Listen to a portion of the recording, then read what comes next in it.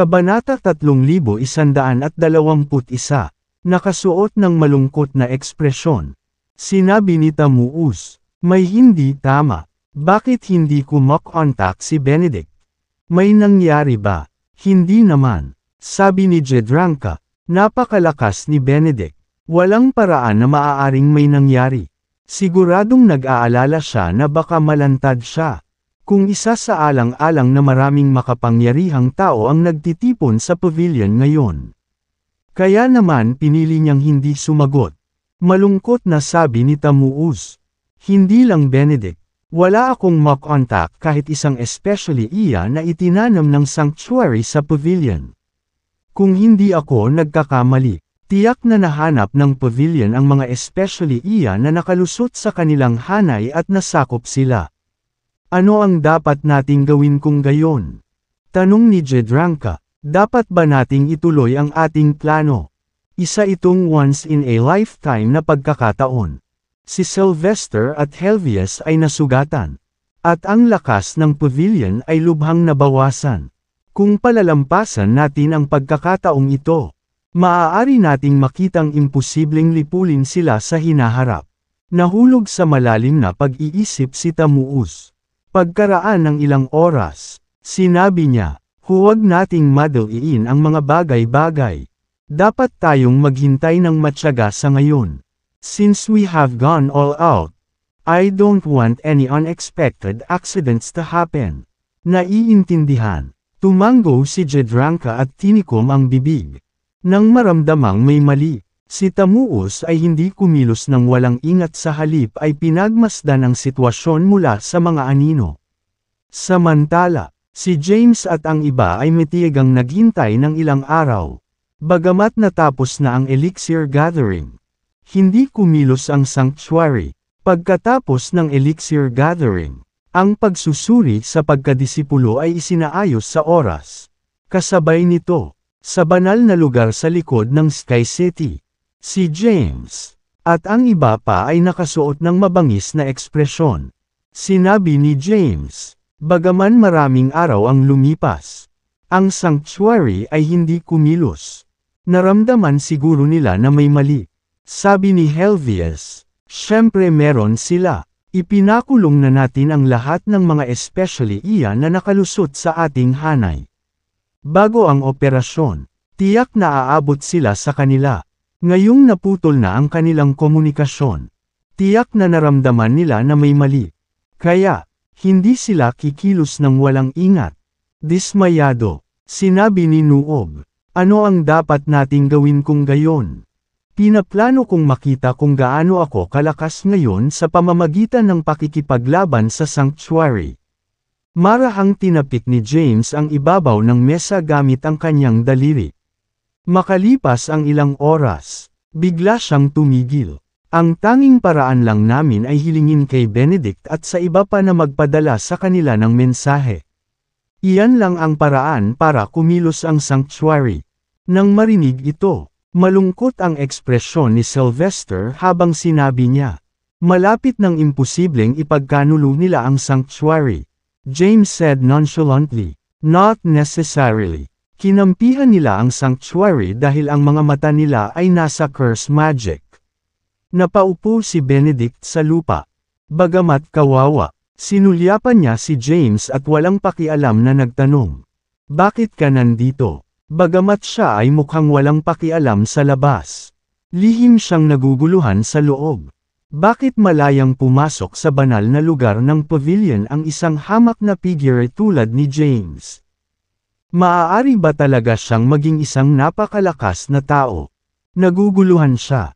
Pumasok si James sa piitan at casual na iklanaway ang kanyang kamay.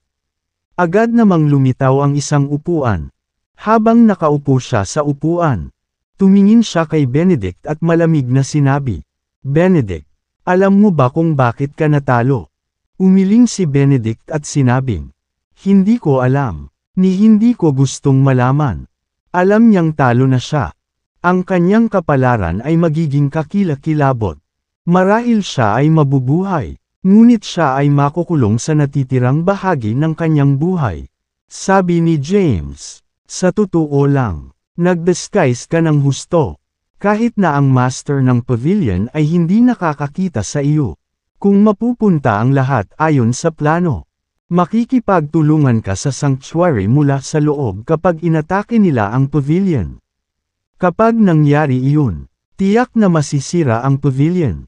Gayunpaman, lumitaw ako nang wala saan. Siguradong curious ka. Paano ka nadiskubre ng mga kasama mong especially iya? Tumingin si Benedict kay James. Kanina pa niya pinag-iisipan ang sagot sa tanong na ito ngunit wala siyang maisip. Tinanong niya, paano nalaman ng pavilion? Ngumiti si James at sinabing, simple, iyon ay dahil sa pamamagitan ng pagpanig sa sanctuary. Nilinang mo ang curse magic. At dahil dito, mayroong curse power sa loob ng iyong katawan. Full of disbelief, Benedict said. Yun lang. Hindi ko kailanman ginamit ang curse power sa publiko. At hindi ito matukoy kapag hindi ito ginagamit. Ngumiti ng mahina si James. Pagkatapos, gumalaw ang kanyang isip, at 10,000 curse character ang lumabas sa kanyang katawan at humarap kay Benedict. Ang bawat isa sa mga karakter na ito ay napuno ng mahiwagang kapangyarihan. Ano? Agad na natigilan si Benedict. Paanong nangyari ta? Miyembro ka rin ng sanctuary. Bulalas niya. Gayunpaman, umiling si James. Tumingin siya kay Benedict at nagtanong. Tama ba ako? Bahagyang tumanggo si Benedict at sinabing. Tama ka. Sumali ako sa sanctuary para sa curse magic para makakuha ng higit na kapangyarihan. Nais ko ring palitan ang Elixir Pavilion. Gayunpaman, hindi ako nananakot o pinipilit ng sinuman. Sabi ni James, mayroon ka lang dalawang pagpipilian sa ngayon. Isa, mamatay ka. Dalawa, pinagtaksilan mo ang sanctuary at tinulungan ang pavilion na lipulin sila. Hahaha, tumawa si Benedict. Knave talaga, James. Hindi mo alam kung gaano kalakas ang sanctuary. Kahit nasa tulong ko. Maaaring hindi mapuksan ng pavilion ang sanctuary. Ganoon ba? Ngumiti si James at sinabing. Nabawi ni na Sylvester at Helvius ang kanilang lakas. Ang isa sa kanila ay isang 7th Heaven Grand Emperor. At ang isa ay nasa 5th Heaven. Maglalakas loob ba ang sanctuary na umatake kasama silang dalawa na nagbabantay sa pavilion? Malamig na tugon ni Benedict. Kahit na nabawi nila ang kanilang lakas, madali pa rin silang malipol ng sanctuary. Paano kung sabihin kung mayroon akong isa pang cultivator sa 5th Heaven ng Grand Emperor rank sa aking tabi? Tanong ni James. Nang marinig ito, napatingin si Benedict kay James. Hindi siya makakita sa pamamagitan niya. Habang nakatitig siya kay James, tinanong niya, paano ang lakas mo? Ang aking pisikal na lakas lamang ay nasa 5th Heaven ng Grand Emperor rank. Maikling inilarawan ni James ang kanyang lakas. Siyempre, hindi ito ang tunay niyang lakas kundi ang lakas na hiniram niya kay Emperor Jabari. Ipinatawag ni James ang Crep Myrtle Divine Sword at pinaglaruan ito. Nakatutok ang tingin ni Benedict sa Divine Sword. Bilang isang Grand Emperor, naramdaman niya ang napakalaking kapangyarihan ng espada, na hindi kayang ihambing ng walang imperial weapon. Sinabi ni James, ang tibak na ito ay naipasa na mula pa noong unang panahon. Dahil narinig mo na ang Ancestral Talisman Master, dapat mong kilalanin ang Ancestral Sword Master. Ang Sword Master ang siyang lumikha ng 5 Great Sword Realms. Kahit na ang curse magic ng Ancestral Talisman Master ay kilalang kilala sa buong panahon. Ang lakas ng Ancestral Sword Master ay hindi mas mababa sa kanya. Samantala, ang espadang ito ay tinatawag na Crep Myrtle Divine Sword. Ito ay isang Ancestral God weapon na ginamit ng Ancestral Sword Master. Pagkatapos, ipinatawag ni James ang 5 elemento ng Genesis at nagpatuloy.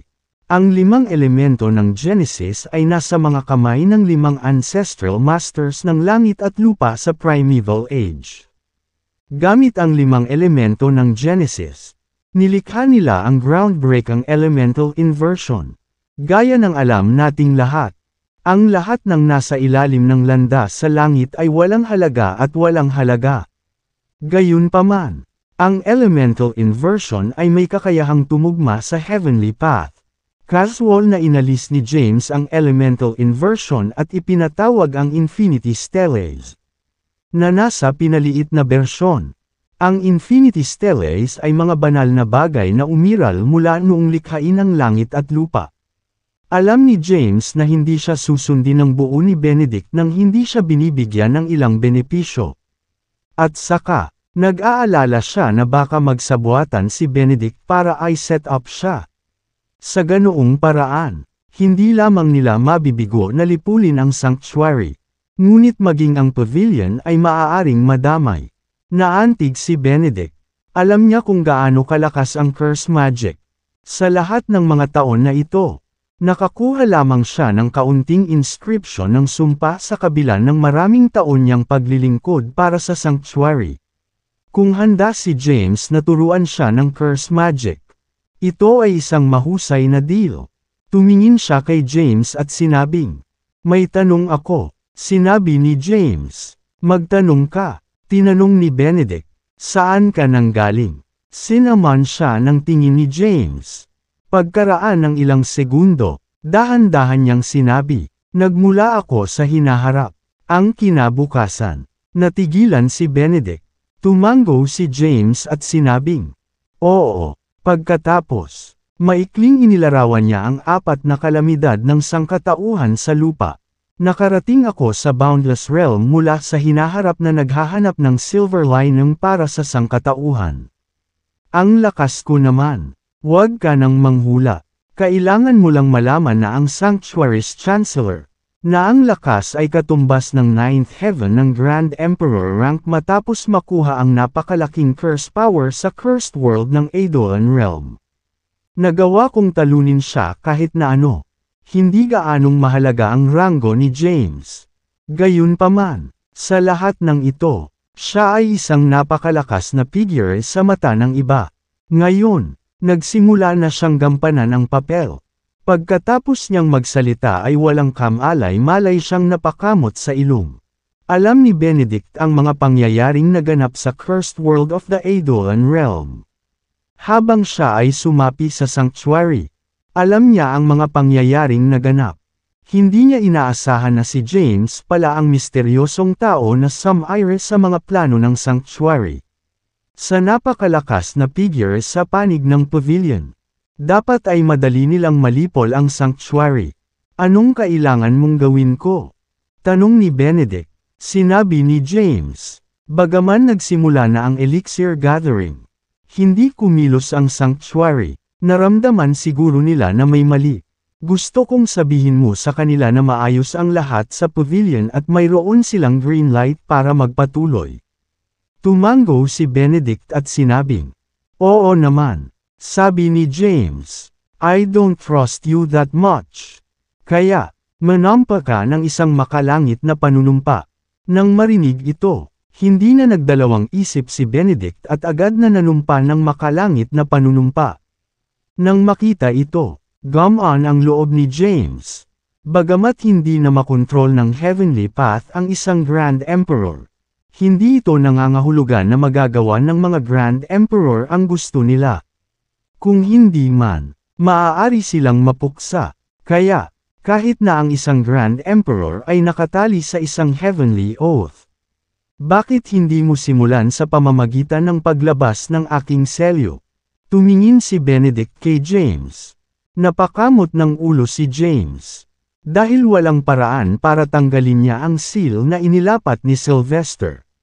Kailangan niyang ipatawag si Sylvester na nasa labas ng piitan. Maya-maya, dumating na siya. Si Tamuos ay naghihintay sa labas ng Elixir Realm sa gitna ng mga bituin.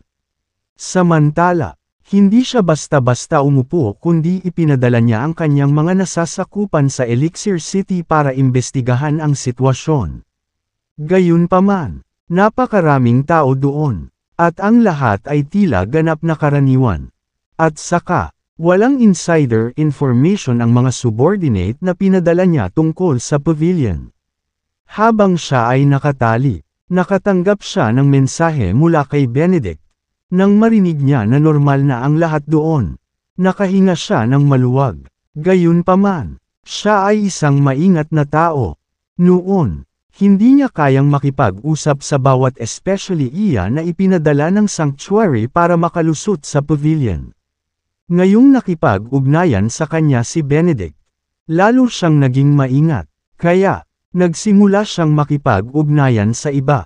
Hindi nagtagal, nakatanggap siya ng maraming tugon. Matapos marinig mula sa kanila, sa wakas ay nakahinga ng maluwag si Tamuus, sa pagtingin sa hindi mabilang na makapangyarihang mga tao at ang airship armada sa likod niya. Sinabi niya, ang aming layunin ay ang Elixir Pavilion. Sa sandaling sumiklab ang labanan. Huwag magpigil. Wasakin ang buong Elixir Realm kung iyon ang kailangan nating gawin. Naiintindihan. Sabay-sabay na umalangaw ang kanilang mga boses. Manatili sa ngayon at hintayin ang iyong order, sabi ni Tamuus. Pagkatapos, ang kanyang katawan ay kumikislap, at siya ay nawala ng walang bakas. Sa susunod na sandali, nasa Elixir Realm na siya. Sa paglitaw sa isang hindi kilalang lokasyon, gumawa siya ng isang hakbang pasulong sa kawalan.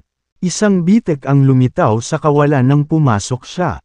Nawawala ng walang bakas. Maraming alchemist mula sa buong mundo ang nagtipon sa Elixir City.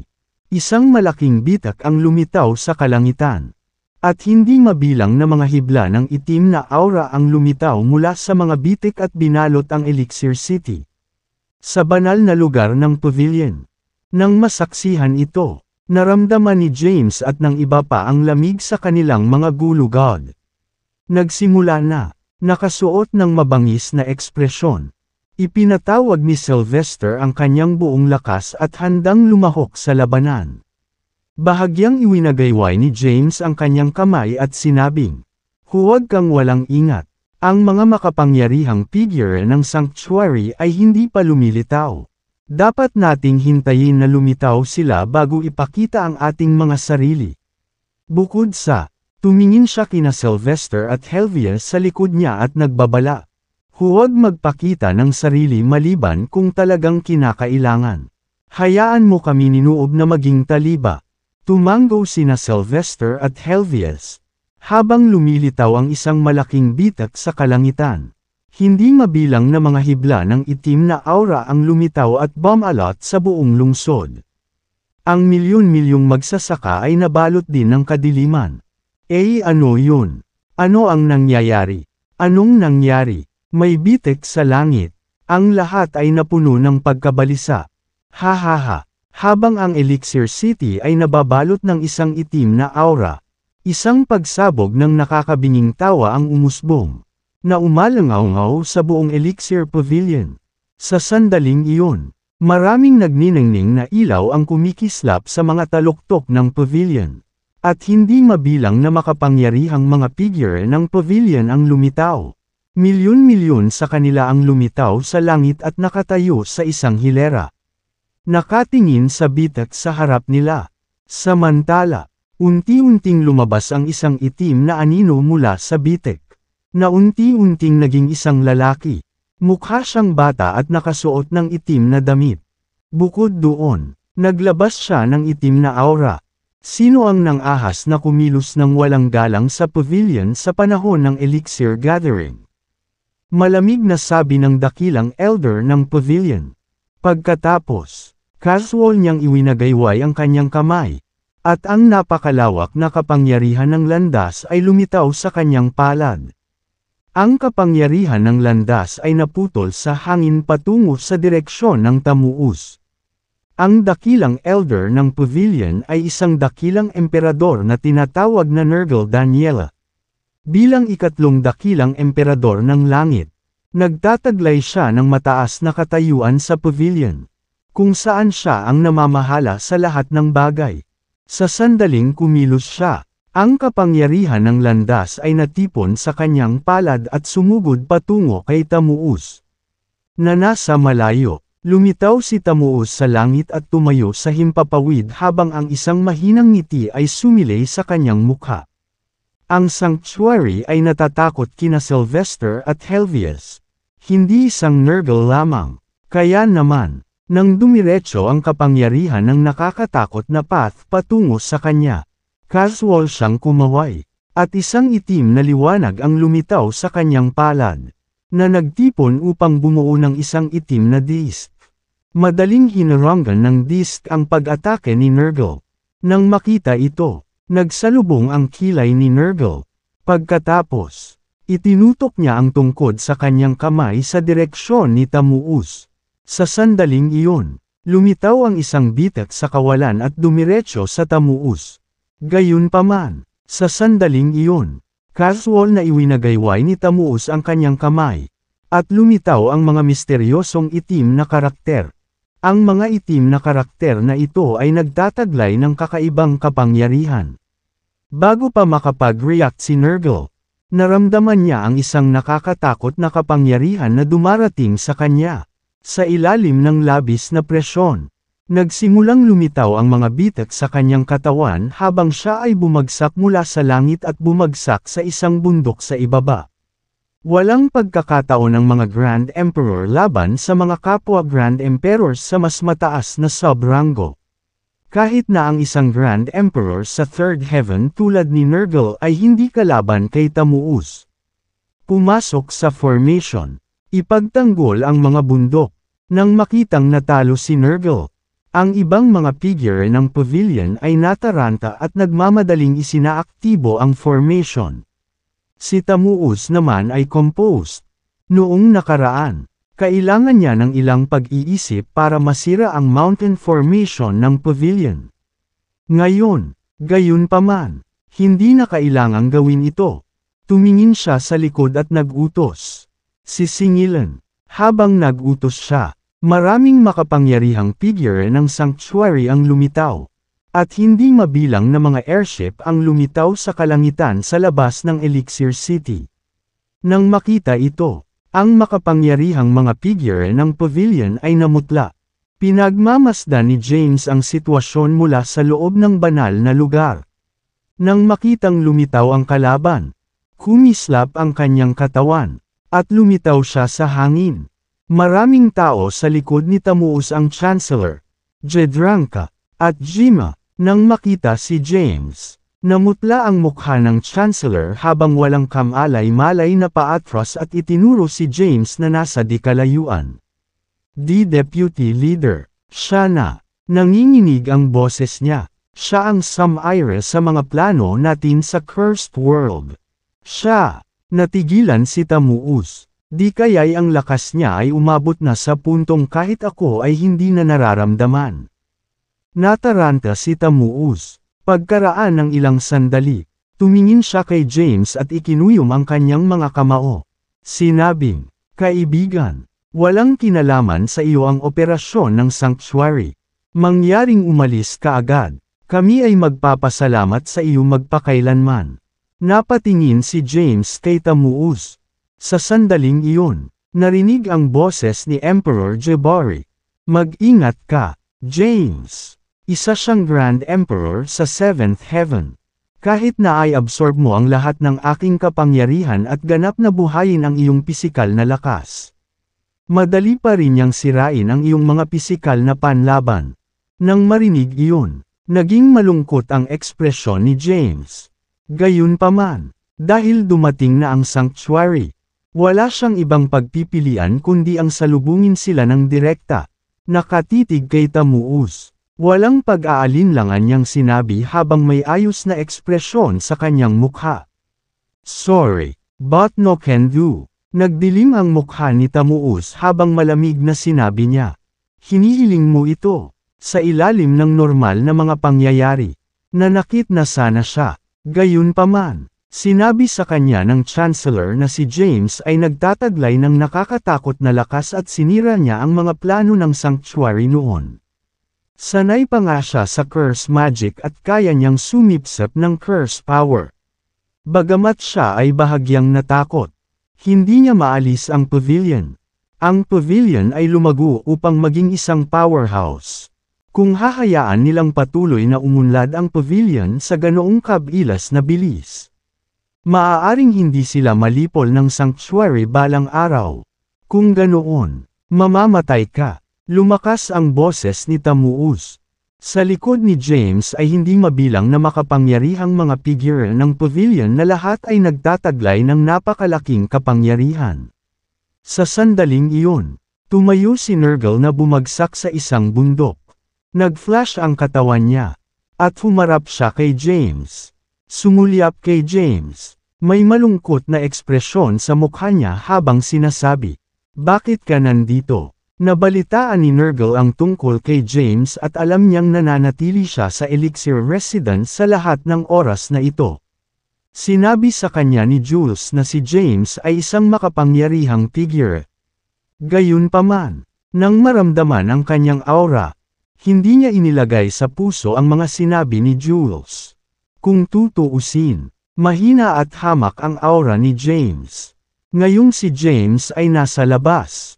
Hindi siya nasisiyahan. Ito ay ang sanctuary. Pagkatapos ng lahat, kailangan nilang maging maingat kapag nahaharap sa gayong mga kalaban. Kung hindi, ang pavilion ay maaaring mapuksa. Hindi alam ng marami ang plano ni na James at Sylvester. Kahit na ang Great Elder. Naalam lang na ang Old Master at ang kasalukuyang Master ay nasugatan at hindi ang mga detalye. Kaya, tanging sina James, Sylvester, Helvius, Benedict at ang iba pa na nakumbinsi ni James ang nakakaalam ng plano. Napatingin si James kay Nergal. Nang makitang nasugatan siya, malamig niyang sinabi, "Magkakaroon ng matinding labanan sa unahan natin. Pagalingin mo ang mga sugat mo." Ikaw, sa galit, ibinuka ni Nergal ang kanyang bibig.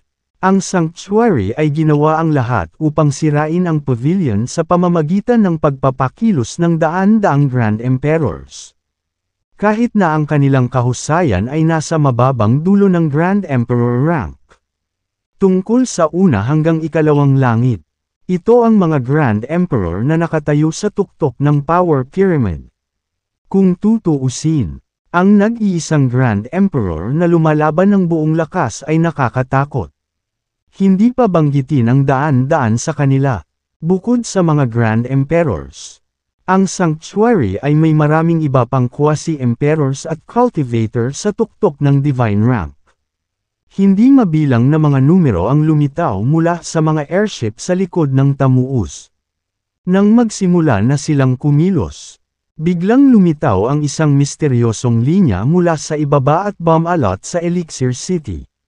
Kaagad, ang Elixir City ay nawala ng walang bakas.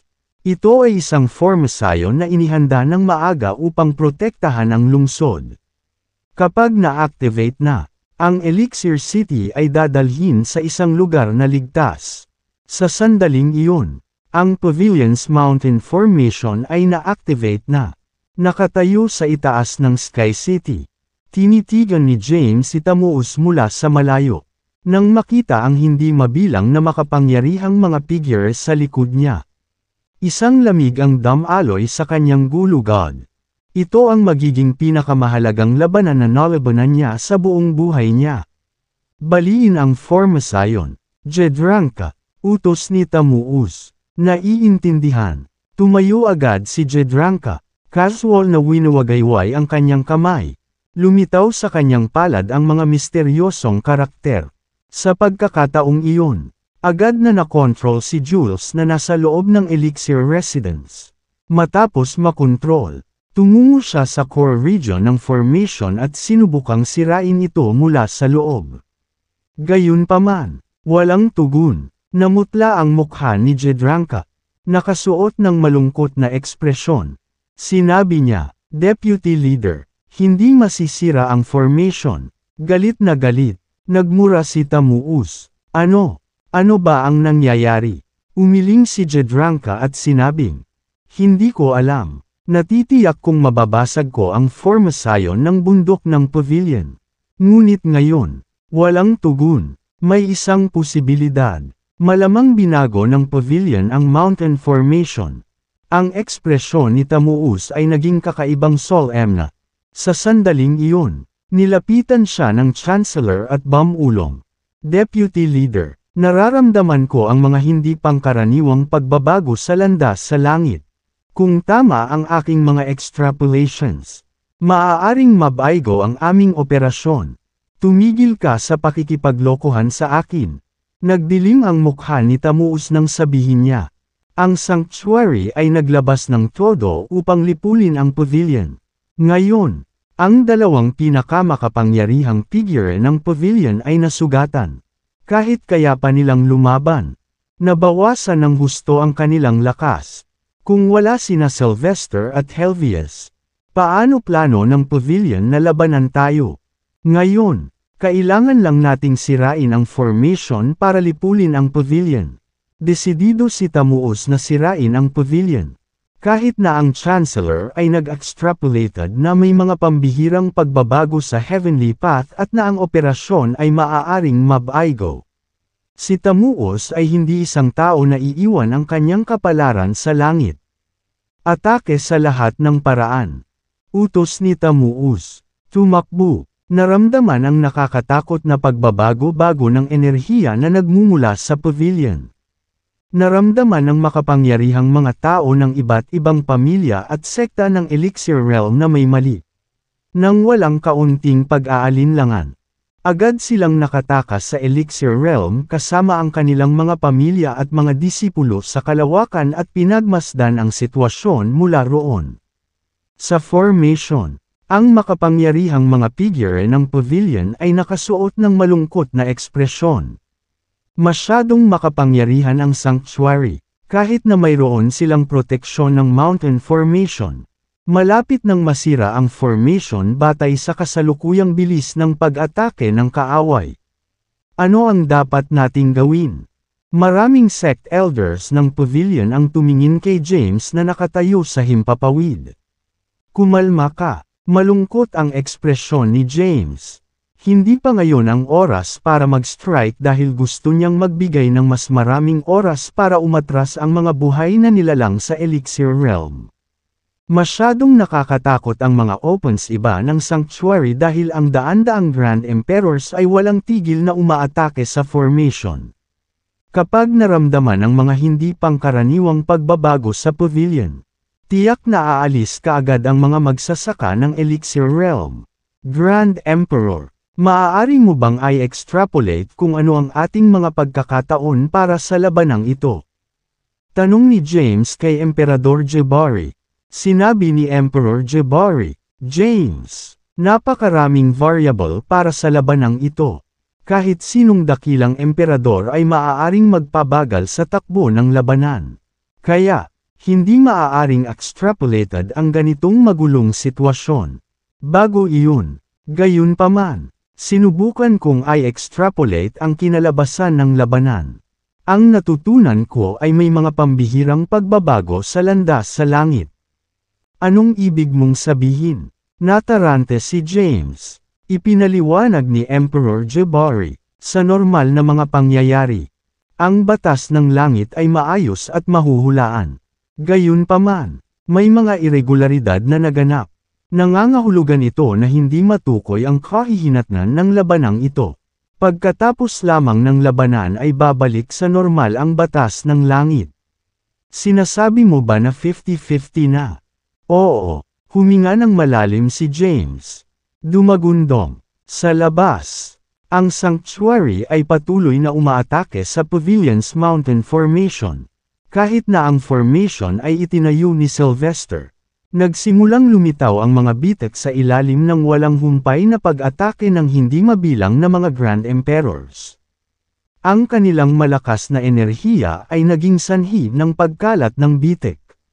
At maging ang ilang mga bundok sa loob ng pavilion ay nawasak ng kapangyarihang tumagos. Lumitaw ang isang fissure sa Sky City. Basag. Nagsimulang lumitaw ang mga bitek sa pangunahing tuktok na nakakonekta sa likod ng Sky City.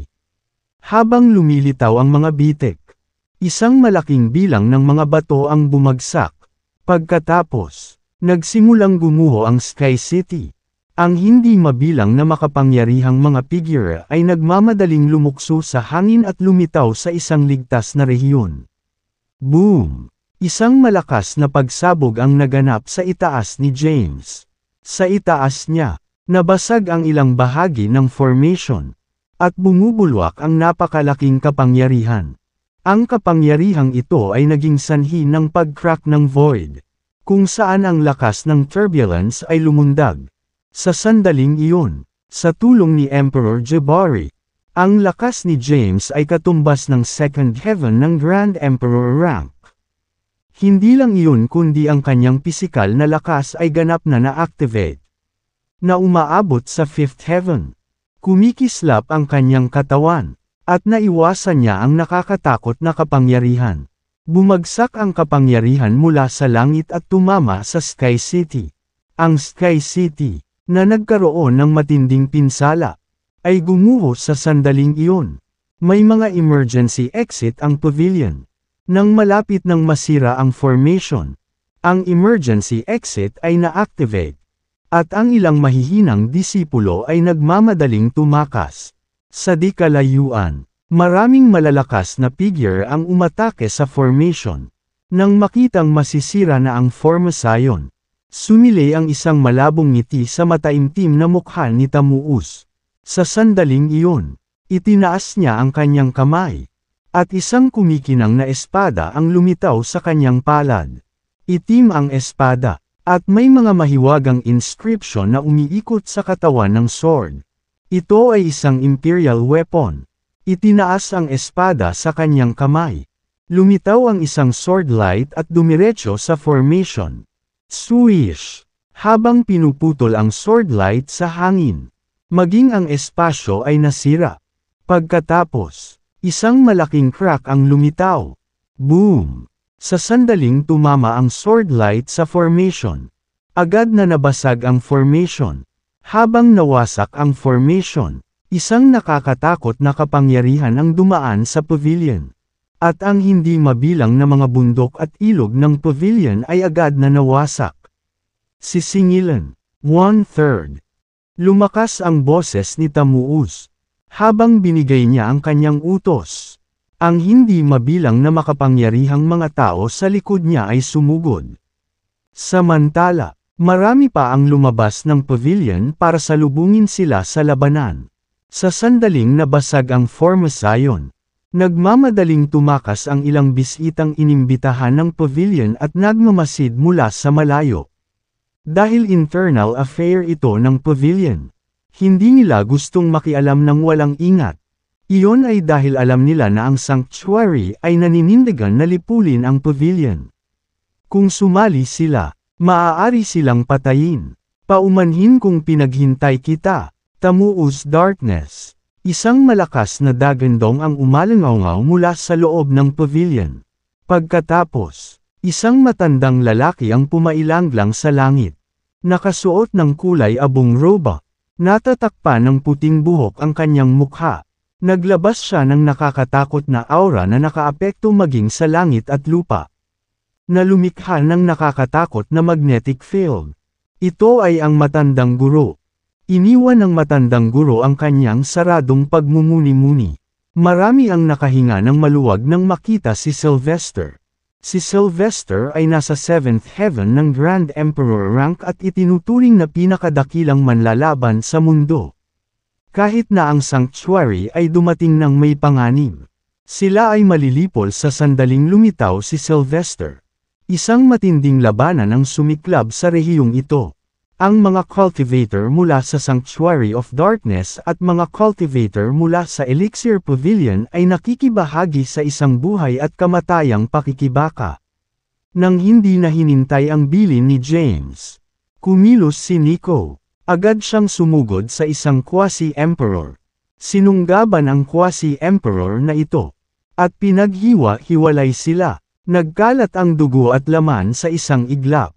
Mabilis na tumakas ang kaluluwa ng quasi-emperor. Gayunpaman, paano magkakaroon ng pagkakataon ng isang quasi-emperor na makatakas kapag nahaharap sa 5th heaven ng Grand Emperor rank? Sinaktan at nilipol ni Nico ang isang quasi-emperor ng madali. Nakatayo si James sa hangin. Hawak ang Crep Myrtle Divine Sword. Nagkaroon siya ng kahanga-hangang aura sa kanya. Ito ay lubhang nakakatakot. Tumingin siya sa paligid. Sa kanyang paligid, sumiklab ang matinding labanan. Ang mga labanan sa pagitan nina Sylvester at Tamuus. Pati na rin nina Helvius at Jedranka. Ang pinakamatindi. Lahat sila ay napakalakas na magsasaka. Ang bawat paggalaw na kanilang ginawa ay maaaring magpakawalan ng mga puwersa na may potensyal na magdulot ng malaking pagkawasak. Ang labanan ay patuloy na lumalala. Hindi nagtagal. Kumalat ito sa kalahati ng Elixir Realm. Ang rehiyon ay patuloy na nawasak. Habang nakatutok si James sa labanan. Isang makapangyarihang magsasaka mula sa Sanctuary of Darkness ang tahimik na lumitaw sa likuran niya. Ang makapangyarihang cultivator na ito ay isang cultivator sa Second Heaven ng Grand Emperor rank. Matapos lumitaw ang Grand Emperor na ito, itinaas nila ang kanilang braso, at isang inscription ang ipinakita sa kanilang palad. Ang inscription ito ay mabilis na nabuo sa isang nakakatakot na longsword. Dala ang walang kap-oras na puwersa. Ang longsword ay sumugod kay James. Naramdaman agad ni James ang panganib. Mabilis siyang tumalikod. At isang mahabang espada na may kakaibang kapangyarihan ang bumalot sa kanya sa sandaling lumingon siya. Itinaas niya ang Crep Myrtle Divine Sword sa kanyang kamay. Casual na iwinagayway ito, at isang sword light ang pumutok. Agad na nagbanggaan ang longsword at sword light. Boom! Sa sandaling sila ay nagbanggaan. Ang langit ay sumabog. Sa kalangitan, isang napakalaking bitak ang lumitaw. Habang patuloy itong lumalaki, kumalat ang bitak sa milyon-milyong kilometro. Isang crack na milyon-milyong kilometro ang haba ang lumitaw sa kalangitan. Isang sobrang nakakatakot na sword path energy ang napakita mula sa bitik. Bumaba ang sword path energy. At ang mga lugar na natatakpan ng bitik ay agad na nawasak. Ganito katikot ang mga magsasaka sa Grand Emperor rank. Bagamat ang Elixir Realm ang pinakamakapangyarihang mundo at may napakatibay na espasyo. Nawasak din ito. Pagkatapos nilang mag-away. Naramdaman ni James ang isang nakakatakot na puwersa na sumugod sa kanya. Ang kanyang katawan ay tinamaan ng puwersang ito. At patuloy siyang umuurong. Napakalakas ng kanyang pisikal na katawan. Ang isang cultivator sa Second Heaven ng Grand Emperor rank ay hindi kayang sirain ang kanyang pisikal na katawan. Anuman, ang puwersang ito ay napakalakas. Napaatras siya ng ilang daang libong kilometro bago niya tuluyang naalis ang puwersang ito. Napakalakas. Lihim na namangha si James. Nakipaglaban lang noon si James sa isang napakalakas na cultivator sa Cursed World nang pumutok ang kanyang lakas. Wala siyang karanasan sa pakikipaglaban sa napakalakas na mga magsasaka. Dahil sa kanyang kawalang ingat. Ang kanyang katawan ay natamaan at nahulog mula sa langit. Na lumapag ng husto sa lupa. Gayunpaman, iyon ay tungkol dito. Kakaiba ang kanyang pisikal na katawan. Sa buong Sanctuary of Darkness, iilan lang sa mga individual ang nagawang basagin ang mga depensa ng kanyang pisikal na katawan at saktan siya. Umakyat siya mula sa mga guho sa lupa. Inabot, at tinapik ang susun ng alikabok sa kanyang katawan. Whoosh! Sa panahong ito, isang walang kapantay na sword energy ang bumaba mula sa langit. Boom! Agad na winasak ng sword energy ang lugar kung nasaan si James. Isang malalim na hukay na 1,000,000 kilometro ang circumference ang lumitaw sa lupa. Nalungkot si James habang kinakaladkad ang sarili palabas sa malalim na hukay sa lupa. Ang kasalukuyang siya ay lumitaw na magulo. Ginagalit mo ako. Angal ni James. Pumalakpak siya sa langit. Hawak ang Crep Myrtle Divine Sword. Sa sandaling ito, isang malakas na sword intent ang lumitaw mula sa kanyang katawan. Ang sword intent na ito ay parang nagngangalit na apoy. na nagpapainit sa kalangitan. Sa buff ng Crep Myrtle Divine Sword. Ang sword intent na ito ay naging lubhang nakakatakot. Kahit na ang kalaban ay isang cultivator sa second heaven ng Grand Emperor rank. Nanginginig sila sa takot, habang bitbit ang Crep Myrtle Divine Sword. Dumiretso si James sa Grand Emperor na ito. Sa mga mata ng Grand Emperor, nakita nila si James na sumusugod sa kanila na may dalang espada. Si James ay hindi gumamit ng anumang sword moves. Ngunit sa mga mata ng Grand Emperor na ito, nakagawa siya ng hindi mabilang na mga diskarte sa espada. Ang bawat pamamaraan ng espada ay isang walang kapantay na pamamaraan ng espada. Ito, nagulat ang magsasaka. Bahagya silang nag-alinlangan. Dumating na ang espada ni James nang mag-alinlangan sila. Gayunpaman, sa mahalagang sandali na ito, ang Grand Emperor na ito ay nawala sa kanilang ulirat. Isang mahabang espada ang lumitaw sa kanilang kamay. Nahamarang sa pag-atake ni James. Basag. Agad na naputol ang longsword sa kamay nila dahil sa impact. Ang nakakatakot na sword path energy ay direktang tumama sa katawan ng Grand Emperor na ito. Ang nakakatakot na sword energy ay pumasok sa kanilang katawan. At ang kanilang katawan ay agad na pinalipad. Ang sword energy ay nagpaikot-ikot sa kanilang katawan bago sumabog sa isang iglap. Naputol ang kalahati ng kanilang katawan. Gayunpaman, iyon lang. Bagamat makapangyarihan ang lakas ni James at nakakatakot ang kanyang pagiging espada. Nasa unang consolidation pa lang siya. Hindi niya kayang lipulin ang isang cultivator sa ikalawang langit ng Grand Emperor rank sa isang hampas ng kanyang espada. Mabilis na umatras ang Grand Emperor na ito. Nang sila ay umuurong, ginamit nila ang kanilang lakas. At ang kanilang mga sugat ay patuloy na naaayos. Gayunpaman, lumitaw na ang mga bitak sa kanilang path seal. Mabilis maghilom ang mga sugat sa kanilang katawan. Ngunit ang pagbawi sa kanilang path seal ay magiging mahirap. Napakagulo. Ang Grand Emperor ay may seryosong ekspresyon. Sa sandaling ito, dumating muli si James. Nagpatuloy siya sa pag-atake sa Grand Emperor. Ang mga after image ay patuloy na lumilitaw sa kanilang paligid. Sa paglabas ng bawat silweta, hinampas ng talam ang kanilang katawan. Sa loob ng maikling panahon, ang kanilang katawan ay tinamaan ng libo-libong talam. Puno ng nakanganga na mga sugat ang kanilang katawan.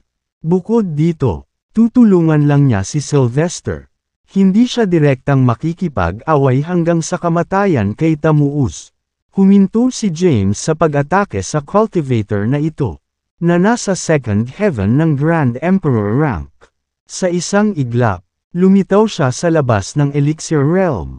Sa sandaling lumitaw si James sa malawak na kalawakan sa labas ng Elixir Realm. Isang lubhang nakakatakot na puwersa ang bumaba sa kanya. Ang puwersang ito ay humahampas sa kanyang pisikal na katawan. Bagamat naabot na ng kanyang pisikal na katawan ang fifth heaven ng Grand Emperor rank. Lumitaw ang mga pinong bitak sa kanyang katawan. Patuloy ang paglabas ng dugo. Sa isang iglap, napuno siya ng dugo. Nakakatakot na puwersa. Nagulat si James. Ang mga shockwaves lamang mula sa labanan ay nakapinsala sa kanyang pisikal na katawan. Grabe kung matamaan siya ng ulo. Matapos huminga ng malalim, itinuon niya ang kanyang iniisip. 108 Infinity Stellaes ang lumitaw sa kanyang katawan. 108 Infinity Stellaes ang umikot sa kanyang katawan, na bumubuo ng napakalakas na pormasayon. Siya ay nasa pormasayon na nabuo ng Infinity Stellaes. Dati, sa Cursed World, umasa siya sa Infinity Steel Formation para labanan at makuha ang mga pag-atake ng curse power ng Chancellor. Nagpatuloy ang pag-ikot ng Infinity Stellaes. Habang umiikot sila, naglabas sila ng isang sinaunang at primal force na bumuo ng isang malakas na magnetic field. Hinarangan ng magnetic field ang shockwaves mula sa labanan sa di kalayuan. Ang Infinity Steel ay isang banal na bagay na umiral mula pa noong simula ng universo. Ang gayong banal na bagay ay nagtataglay ng nakakagulat na mga lihim. Gayunpaman, si James ay may limitadong pag-unawa sa Infinity Steel. Kaunti lang ang itinuro sa kanya ni Sophie. Sa kaunting natutunan niya, nakagawa siya ng isang malakas na pormasayon kasama ang Infinity Steel. Kapag naunawaan na niya ng lubusan ang Infinity Steel, medyo nakakatakot ito. Isang nakakatakot na labanan ang nagaganap sa malayo sa kalawakan. Sina Sylvester at Tamuus ay nasangkot sa isang matinding labanan. Habang nagpapatuloy ang labanan, lalong nabigla si Tamuus. Di ba nasugatan si Sylvester? Hindi ba nagpakita ng damage ang path seal niya? Paano pa niya nagagawang magpakawala ng ganoon kalakas na lakas? Maari ba siyang suportahan ng kanyang path seal na lumaban sa gayong kabanges? Gayunpaman, sa tiyak na sandaling ito, naramdaman niya ang aura ng isang cultivator na papalapit. Hinampas niya ang palad niya kay Sylvester.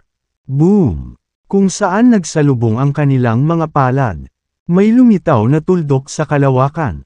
Agad na lumaki ang tuldok na ito. Sa isang iglap, lumitaw ang isang spatial rift na kasing laki ng isang planeta. Mabilis na napaatras si Tamuus. Pagka-atras ng malayo, napansin niya ang hitsura ni James. Nang makita niya ang 108 mystical steles na lumulutang sa paligid ni James, hindi niya maiwasang mabigla. Ano ito? Siya ay nasa 7th heaven ng Grand Emperor rank at parehong may karanasan at may kaalaman. Ngunit hindi niya alam ang kasaysayan ng Infinity Steel. Naramdaman lang niya na ang mga steles na ito ay misteryoso. Humarap si James sa harap ni Sylvester. Sa sandaling ito, magulo ang buhok ni Sylvester. Parang ang gulo niya. Maliwanag. Wala siyang kapangyarihan sa pakikipaglaban kay Tamuus. Tulungan na kita, sabi ni James. Paalala ni Sylvester sa kanya. Mag-ingat ka. Masyadong nakakatakot ang curse magic niya. Kahit ako ay hindi maglalakas loob na maging pabaya. Ngumiti ng mahina si James. Takot na takot siya sa lahat maliban sa curse magic. Ang 5 elemento ng Genesis ay nagpakita ng elementong kapangyarihan. Bagamat ang pagkaunawa ni James sa 5 elemento ay nasa unang bahagi pa lamang nito. Ang 5 elemento ng Genesis ay ang pinakamakapangyarihang Genesis mula noong simulan ng sansinukob. Sa kasalukuyan, sa ilalim ng pagsusumikap ng elemental inversion, ang 5 elemento ng Genesis ay bumuo ng isang walang kapantay na gulong. Ang gulong ay napakalaki, nakabitin ng paalang sa malawak na kalawakan. Ang loob ng gulong ay elemental power. Ang elemental power ay nagsanib upang lumikha ng isang lubhang nakakatakot na puwersa. Hindi pa alam ni James kung anong klaseng puwersa ito. Ang alam lang niya ay nakakakilabot ang gulong na nabuo ng 5 elemento ng Genesis. Nang masaksihan ito ni Sylvester ay bahagyang natigilan siya. Ano ito? Nakatingin siya kay James ng kakaiba. Si James naman ay mukhang matahimik. Dati, sa Cursed World, nilabanan niya ang Chancellor gamit ang Elemental Wheel at tumigil sa oras. Dahil dito, natalo niya ang Chancellor, maging ang Chancellor, nakatumbas ng pagiging nasa 9th heaven ng Grand Emperor rank, ay natatakot sa Elemental Wheel. Lalo pa si Tamuus, na nasa 7th heaven ng Grand Emperor rank. Nang lihim na namangha si Tamuus, mabilis na lumipad palabas ang elemental wheel na tila sa isang iglap ay lumitaw sa harap ni Tamuus. Ang napakalaking gulong ay sinisingil sa kanya ng kakaibang puwersa. Ang espasyong ito ay nabuklod na sa sandaling ito. Gustong umiwas ni Tamuus, ngunit huli na ang lahat. Passive lang niyang ipagtanggol ang sarili niya. Binigay niya ang lahat ng kanyang lakas. Pagkatapos ay itinaas ang kanyang mga kamay ng buong lakas. Sa loob ng kanyang mga palad, nabuo ang walang hangganang itim na enerhiya. Ang mga itim na enerhiya na ito ay mabilis na natipon at bumuo ng mga kakaibang itim na karakter. Ang bawat karakter ay nagtataglay ng nakakagulat na kapangyarihan. Mabilis silang nagtipon at bumuo ng pader sa itaas ng ulo ni Tamuus. Gamit ang napakalakas na puwersa, ang elemental wheel ay sumisingil. Ang kalawakan ay patuloy na nawasak saan man ito magpunta. Nakakakilabot ang eksena. Boom! Ang elemental wheel ay bumangga sa dingding na nabuo ng mga itim na karakter. Isang malakas na pagsabog ang umalangaw sa eksaktong sandaling ito. Nakakabingi ang tunog at umalangaw sa buong kalawakan. Kahit na ang panloob na rehiyon ng Elixir Realm sa di kalayuan ay nakarinig ng matinding ingay at naramdaman ang paglapit ng isang nakakatakot na puwersa. Sa ilalim ng pagdurog ng elemental wheel, ang defense wall na nabuo ni Tamuus ay agad na nabasag sa hindi mabilang na itim na enerhiya at nawala. Napaatras si Tamuus, hindi napigilan ng kanyang katawan na mapaatras. At nagpakita siya sa malayo. Damn it! Sa kalawakang ito, ang napakalakas na puwersa ay nagbanggaan at patuloy na winasak ang kawalan. Si Tamuus at Sylvester ay nasa parehong ranggo. Pareho silang may magkatulad na antas ng pangunawa sa landas. Gayunpaman, nilinang ni Tamuus ang curse magic. Ang curse magic ay napakakaiba. Mas makapangyarihan siya kaysa kay Sylvester. Gayunpaman, sa karagdagan ni James, ito ay iba na ngayon. Nasa malayo si James. Hawak ang elemental wheel at naglulunsad ng mga nakamamatay na pag-atake kay Tamuus. Kasabay nito, ang Infinity Stellace ay patuloy na nagpapakita at humahampas kay Tamuus ng may malakas na puwersa. Bagamat hindi lubos na nauunawaan ni James ang Infinity Stellace, kapag ginamit sa kanyang kasalukuyang lakas, sila ang pinakamakapangyarihang mabibigat na sandata sa universo. Ang bawat Infinity Steel ay tumitimbang ng higit sa isang mundo. Ang Infinity Stellace ay hamampas kay Tamuus. Maging si Tamuus ay hindi makatiis sa kanila. Sa Celestial Abode, si Emperor Jabari ay nanunood din ng labanan. Si Emperor Jabari ay dating isang makapangyarihang magsasaka sa tuktok ng ikasyam na langit ng Grand Emperor rank. Siya ay nasa hindi mabilang na mga ekspedisyon. Nakasakay sa maraming mapanganib na lugar. Nakatagpo ng maraming panganib, at nakipaglaban sa maraming labanan. Kahit na nakakatakot ang 5 elemento ng Genesis, hindi nakuha ni James ang pananaw sa elemental na landas. Maaari lamang niyang gamitin ang 5 elemento ng kapangyarihan ng Genesis para harapin ang kanyang kalaban. Natatakot ako na hindi ito sapat para tuluyang lipulin sila. Masasabi ni Emperor Jabari na ang elemental wheel na nabuo mula sa 5 elemento ng Genesis ay nakakatakot.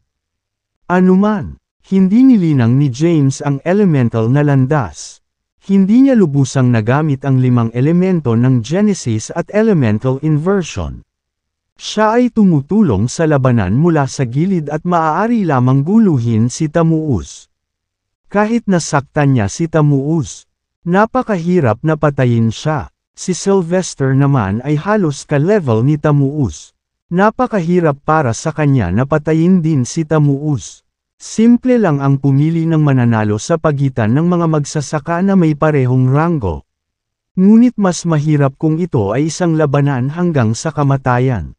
Sa ngayon, ang tanging paraan para mabilis na matapos ang labanan ay ang makialam siya. Pinag-iisipan ni Emperador Jabari kung dapat ba siyang makisali. Kung mamagitan man siya sa pagkakataong ito, hindi ito magiging kasing simple ng huling pagkilos niya at nasugatan si Kai. Kung tatama siya sa pagkakataong ito, gagamit siya ng superior path. Ito ay walang alinlangan na kukuha ng pansin ng makalangit na landas. Sa ngayon, ang landas sa langit ay magulo. Baka hindi ma-detect ng heavenly path ang presensya ko. Si Emperor Jabari ay nagsimulang maramdaman muli ang landas sa langit. Nararamdaman niya na ang heavenly path ng Elixir Realm ay nasa ganap na kaguluhan. Napakaraming kawalan ng katiyakan ang lumitaw. Pagkatapos niyang magkaroon ng ideya, sinabi ni Emperor Jabari, James, humanap ng pagkakataong makalapit kay Tamuuz. I'll step in and deliver a fatal blow to him. Gayunpaman, pagkatapos mag-striking, maaari kong ubusin ang lahat ng aking kasalukuyang soul power. Natatakot akong makatulog ulit ako ng mahimbing pagkatapos kong pumasok sa ganitong oras. Nang marinig iyon ni James, agad siyang nagtanong, sigurado ka bang mapapatay mo siya sa isang suntok lang? Sinabi ni Emperor Jabari, hindi ako sigurado. Sa aking kalakasan, ako ay nasa ika-9 na langit ng Grand Emperor rank. Ang kalaban ay nasa 7th heaven ng Grand Emperor rank.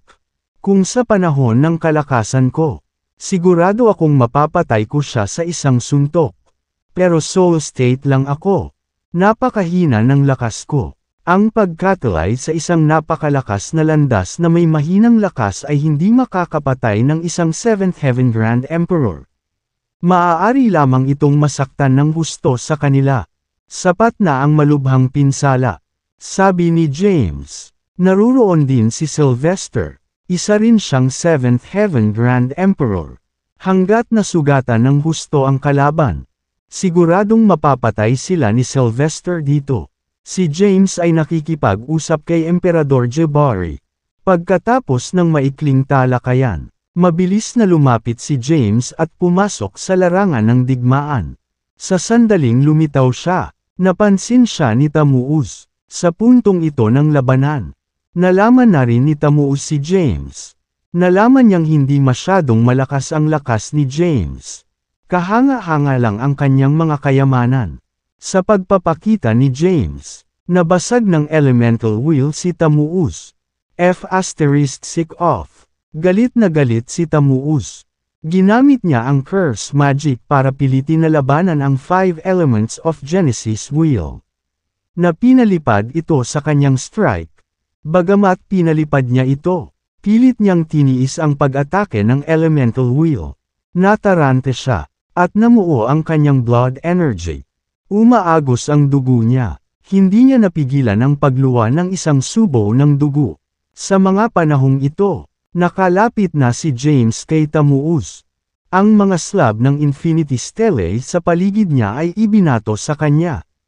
Habang hawak ang itim na Imperial weapon, walang humpay na gumanti si Tamuuz. Tinatiboy ang bawat Infinity Steel na ibinabato sa kanya. Sa panahong ito, nakakuha siya ng isang maliit na pagkakataon. Binagtas ang isang puwang sa pagitan ng Infinity Steles, at mabilis na lumitaw sa harap ni James. Ang Imperial weapon sa kanyang kamay ay nakatutok sa ulo ni James. James, mag-ingat ka. Malakas na babala ni Sylvester. Bilang isang makapangyarihang cultivator sa 7th heaven ng Grand Emperor rank, nararamdaman din ni Sylvester ang tunay na lakas ng pakikipaglaban ni James. Kahanga-hangang kayamanan lamang ang taglay ni James. Ang kanyang tunay na lakas ay hindi masyadong malakas. Nang ibigay niya ang kanyang babala, huli na ang lahat, habang hawak ang Imperial weapon. Tumawid na si Tamuuz sa isang gap sa pagitan ng Infinity Steles at sa isang iglap ay lumitaw sa harap ni James. Napakahirap para kay James na makalapit kay Tamuuz. Ang balak niyang gawin ay ilantad ang isang mahinang punto at lapitan siya ni Tamuuz ng mag-isa. Mamatay. Dumating na si Tamuuz. Nang isigan niya ang salitang mamatay, sinunggaban na niya si James na may hawak na espada. Hindi umiwas si James. Sa kritikal na sandaling ito, itinaas niya ang kanyang kamay. Sa ngayon, si Emperor Jabari, na nasa Celestial Abode, ay kumilos na. Ginawa ni Emperador Jabari ang lahat ng kanyang lakas at ginawa ang kanyang sariling landas. Siya ay isang 7th Heaven Grand Emperor sa kanyang prime at nasa Grand Emperor rank sa hindi mabilang na taon. Pinagkadalubhasaan niya ang iba't ibang mga landas sa paglilinang. Pinagsama ang mga ito, at lumikha ng sarili niyang landas. Ang kanyang landas ay ang Infinity Path. Ang Infinity Path ang puwersa pagkatapos ng pagsasanib. Sa sandaling itinaas ni James ang kanyang kamay. Libo-libong mga inscription ang lumitaw mula sa kanyang palad. Hindi mabilang na mga inscription ang nagsanib at nabuo ang Infinity Path. Sa pamamagitan ng kanyang palad, napakita ang nakakatakot na Infinity Power. Ang itim na Imperial Weapon sa kamay ni Tamuus ay tumama sa palad ni James. Sa ilalim ng normal na mga pangyayari, ang isang cultivator sa ikalawang langit ng Grand Emperor rank ay hindi makakayanan ang pag-atakeng ito. Kahit na ang kanilang pisikal na lakas ay maihahambing sa isang 5th Heaven Grand Emperor. Kapag nahaharap sa isang pag-atake na may buong puwersa ng isang 7th Heaven Grand Emperor, ang kanilang katawan ay mabubutas. Gayunpaman, nakaharang ang palad ni James sa nakakatakot na hampas ng talam na ito.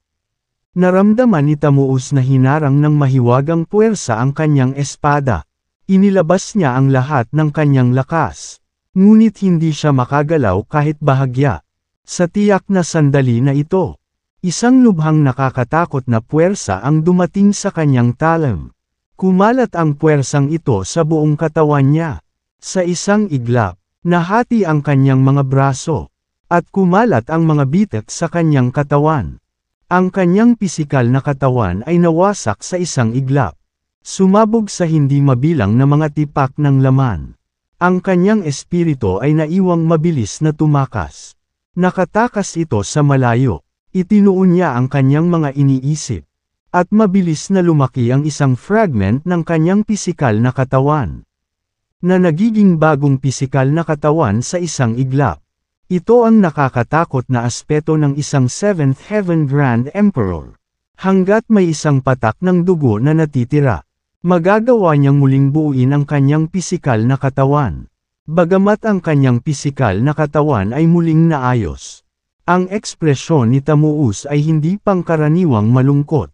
Sa kasalukuyan, siya ay dumaranas ng matinding pinsala na hindi pa nagagawa.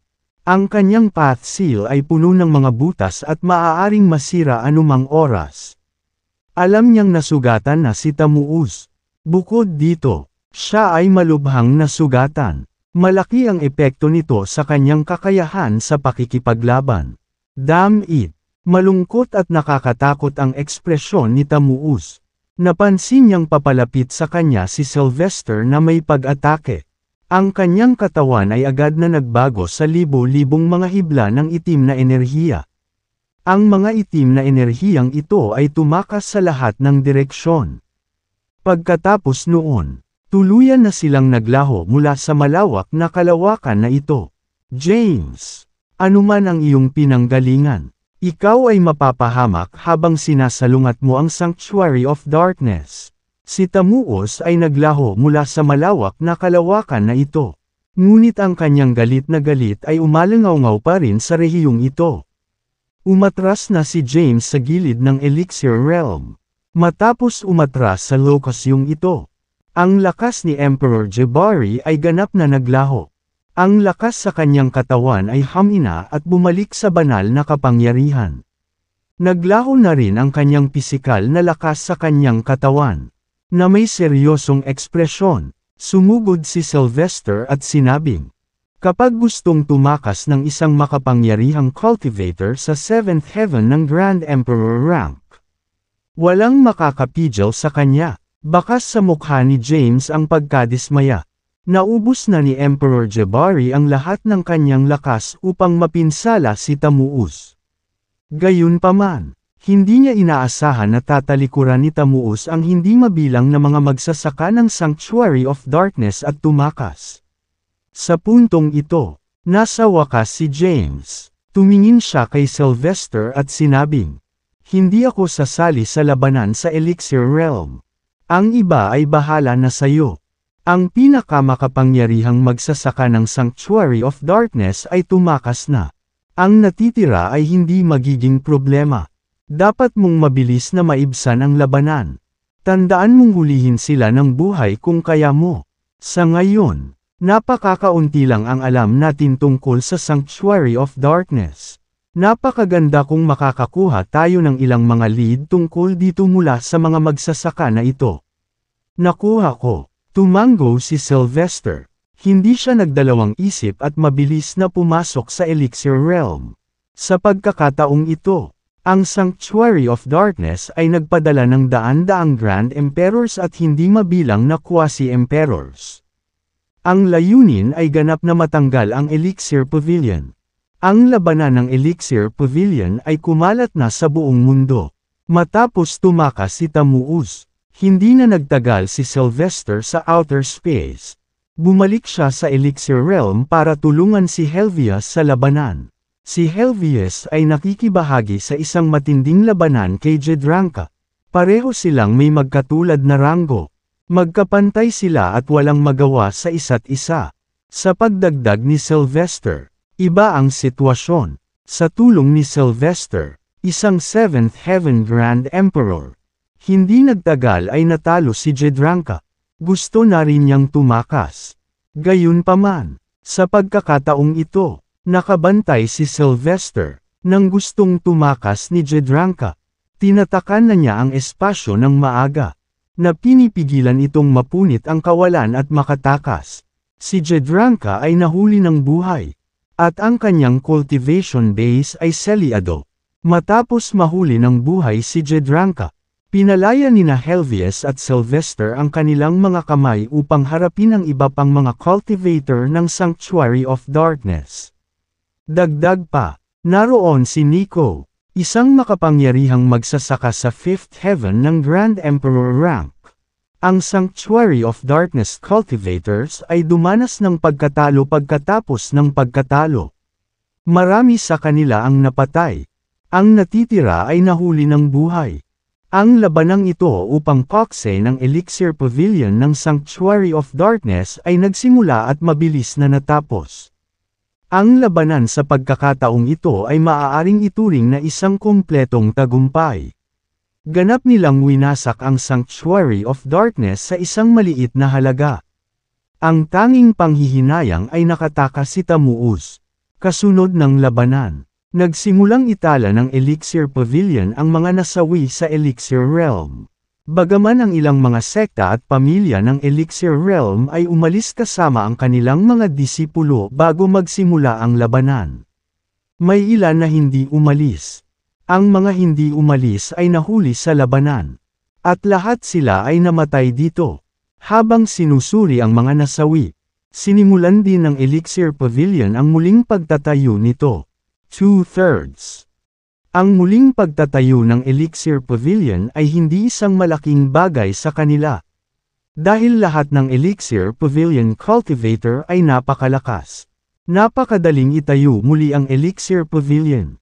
Bago muling itayo ang Elixir Pavilion, inayos muna ng Elixir Pavilion ang isang underground na bilangguan at ikinulong ang Sanctuary of Darkness cultivators na nahuli doon. Sabik si James na makakuha ng ilang lead tungkol sa Sanctuary of Darkness. Sa underground prison, pumunta si James sa prison cell kung saan unang nakakulong ang Chancellor. Napatingin si James kay Chancellor. Ang Chancellor ay kasalukuyang magulo ang buhok at mukhang aba. Lukot ang mukha niya. Isang layer na lang ng balat ang natitira. Pati mga buto niya ay nakikita. Pumasok si James sa selda. Nang makita ng Chancellor na sumulpot si James, hindi niya maiwasang manginig. Nabugbog talaga siya to the point of trauma. Nagkita tayong muli. Casual na ikinaway ni James ang kanyang kamay. At lumitaw ang isang upuan. Umupo siya sa upuan. Nakatingin sa Chancellor, na nasa bingit ng kamatayan sa lupa at mahinang ngumiti. Tinitigan ng Chancellor si James. James said nonchalantly, "Alam mo naman siguro kung ano ang mangyayari kapag nahulog ka sa kamay ko. Kung gusto kong mamatay ka, hindi ka na mabubuhay bukas." Tumingin ang Chancellor kay James at huminga ng malalim. Batid niya ang pagkamatay ng Sanctuary of Darkness. Noong kinubkob ng Sanctuary of Darkness ang Elixir Pavilion sa pagkakataong ito, napakaraming makapangyarihang cultivator ang ipinadala. Maliban sa pinaka-misteryosong master, Halos ang buong puwersa ay naipadala. Gayunpaman, ang buong hukbo ay natalo. Ano ang gusto mong malaman? Tanong ng Chancellor. Napangiti si James. Hindi niya akalain na magiging pragmatic ang Chancellor. Gusto kong malaman ang lahat ng mga lihim ng Sanctuary of Darkness. Nagsimulang mag-isip ang Chancellor. Pagkaraan ng ilang sandali, sa wakas ay sinabi niya, "Hindi ko rin alam ang tungkol sa Sanctuary of Darkness." Hindi mo alam. Kumunot ang noo ni James. Nagmamadaling sinabi ng Chancellor, "Wala akong masyadong alam." Kung gayon, ano ang alam mo? Tanong ni James. James, wala na talaga akong ibang alam. Hawak ng guro ang lahat ng lihim ng Sanctuary of Darkness. Napaka-misteryoso ng guro. Matagal na akong miyembro ng Sanctuary of Darkness. Pero hindi ko pa sila nakilala. Palagi akong nagsasagawa ng mga utos pagkatapos na ibigay sa akin ng guro ang mga ito. Nagpatuloy si James sa pagtatanong. Gayunpaman, kahit na ang Chancellor ay natigilan sa marami sa mga tanong. Pagkatapos nito, nagpunta siya upang magtanong sa iba pang mga nagsasaka ng Sanctuary of Darkness. Gayunpaman, paano nila malalaman ang mga bagay na kahit ang Chancellor ay hindi alam? Matapos ang isang serye ng mga pagtatanong, si James ay lumabas sa ilalim ng kulungan na medyo nabigo. Sa sandaling lumabas siya sa ilalim ng kulungan. Lumapit si Sylvester at nagtanong, "James, paano nangyari ang mga pagtatanong?" Bahagyang umiling si James at sinabing, "Wala akong nakuhang mga kapaki-pakinabang na sagot. Nalaman ko lang na ang Sanctuary of Darkness ay nagmula sa Primeval Age at ang unang Master of the Sanctuary of Darkness ay isang Heaven's Adjudicator sa Primeval Age. Ngayon ay sigurado akong hinahabol ako ng Sanctuary of Darkness at sinusubukan akong pigilan sa paghahanap ng Ancestral God Rank Elixir." Nang banggitin ni James ang Ancestral God Rank Elixir, iniabot ni Sylvester ang isang elixir sa kanya. Ito ay, natigilan si James. Paliwanag ni Sylvester, ito ay isang Ancestral God Rank Elixir na nakuha ko noon. Ibinibigay ko na sa iyo ngayon. Tinanggap naman ito ni James. Malaki ang Ancestral God Rank Elixir.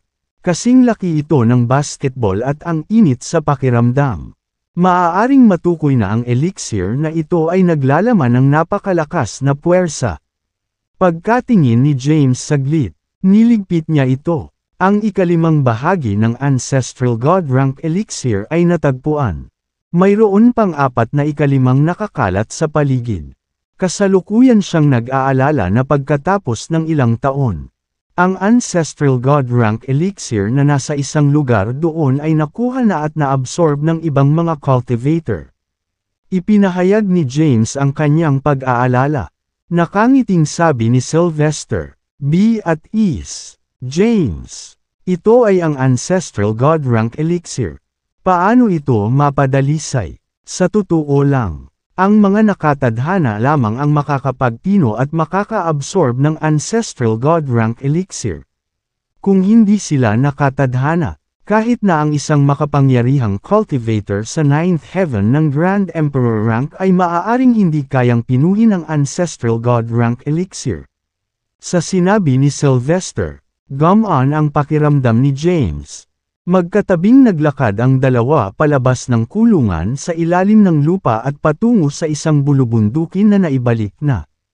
Habang nasa daan, nagtanong si Sylvester, "James, ano ang susunod mong planong gawin?" Nagsimulang magwala si James sa kanyang iniisip. Sa ngayon, may ilang bagay na kailangan niyang gawin. Una, magtipon ng mga Empyrean herbs upang mabawi ang isang kaluluwa. Pangalawa, hanapin ang mga materyales na kinakailangan upang muling buuin ang isang pisikal na katawan at tulungan si Emperor Jabari sa kanyang muling pagkabuhay. Pangatlo, hanapin ang Ancestral God Rank Elixir. Pang-apat, pumunta sa isang ekspedisyon. Pagkaraan ng ilang sandali, tumingin siya kay Sylvester at sinabing, Pumunta ako sa Elixir Pavilion dahil kailangan ko ng ilang bihirang materyales. Sinabi ni Jules na ang Elixir Pavilion ay mayroong maraming materyales na kailangan ko. Ang Elixir Pavilion talaga ang pinakamakapangyarihang puwersa sa mundong ito. Ang lahat ng mga materyales sa listahan na ibinigay ni Emperor Jabari ay bihira. Anuman, medyo marami sa kanila ang nakolekta ng Elixir Pavilion. Sa kasalukuyan, nakuha na niya ang karamihan sa mga materyales sa listahan. Maliit na bahagi lamang ang hindi nakolekta. Marahil ay hindi siya aabutin ng 10,000 taon upang kolektahin ang lahat ng mga materyales na kinakailangan upang muling buuin ang pisikal na katawan ni Emperor Jabari. Matapos makuha ang mga materyales, nanatili si James sa Elixir Pavilion ng mas matagal. Ang pamamalagi na ito ay tumagal ng 3 buwan. Makalipas ang 3 buwan, binalak ni James na umalis. Nais niyang bumalik muna sa Eidolon Realm para hanapin si Thea. Pagkatapos ay gumawa ng karagdagang mga plano pagkatapos makilala si Thea. Old Master, handa na akong umalis. Pumunta si James para magpaalam kay Sylvester. Kumunot ang noo ni Sylvester sa harap ng isang wood cabin. Hindi niya inaasahang aalis si James ng ganoon kaga. Gayunpaman, dahil gustong umalis ni James, hindi niya ito hinimok na manatili. Sabi niya, patuloy akong mag-iimbestiga sa Sanctuary of Darkness at magtatanong sa paligid kung nasaan ang Ancestral God Rank Elixir.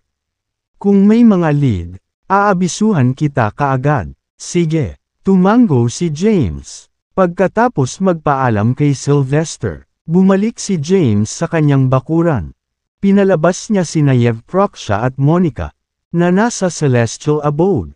Tumingin si James kina Yevproxia at Monica, at sinabing, handa na akong umalis. Sir, saan po kayo pupunta? Sasamahan kita. Bahagyang iwinagayway ni James ang kanyang kamay. Pinutol si Monica, at sinabing, mayroon pa akong ilang napakahalagang bagay na kailangan kong gawin. Manatili sa Elixir Pavilion pansamantala. Ang Elixir Pavilion ay isang magandang sagradong lokasyon para sa paglilinang. Ang manatili sa Elixir Pavilion ay mas mabuti kaysa sa pagsunod sa akin. Pero sir, walang pero, sabi ni James. Pagkatapos ay tumingin siya kay Yevproxia, na nasa malapit, at sinabi, mananatili ka rin sa Elixir Pavilion. Walang sinabi si Yevproxia, isa lang siyang maid. To be precise, hindi man lang siya maid. Kung ano man ang sinabi ni James ay dapat. Mukhang nag-aatubili si Monica. Tinanong niya, kung gayon, saan ka pupunta? Ginoo, saan ako pupunta? Mukhang naguguluhan si James. Siya rin. Walang ideya kung saan siya pupunta. Ang dahilan kung bakit siya naparito sa mundong ito ay para hanapin ang Ancestral God Rank Elixir. Kabilang sa mga kilalang Ancestral God Rank Elixir. Ang isa sa kanila ay nasa pag-aari ng Sanctuary of Darkness. Masyadong misteryoso ang Sanctuary of Darkness. Napakahirap na hanapin ang punong tanggapan ng Sanctuary of Darkness at hanapin ang isa sa Ancestral God Rank Elixir. Lalo siyang naging clueless kung nasaan ang iba sa kanila. Ninanais niyang maglakbay sa buong mundo sa paghahanap ng Ancestral God Rank Elixir habang naghahanap ng mga materyales na kinakailangan upang muling buuin ang pisikal na katawan ni Emperor Jabari sa pagdaan. Pagkatapos mag-isip ng ilang sandali, sinabi ni James, maglakbay sa paligid. Kumbaga, sige, walang ibang sinabi si Monica. Dumating din sina Jules at Yuina, na nakarinig ng balita.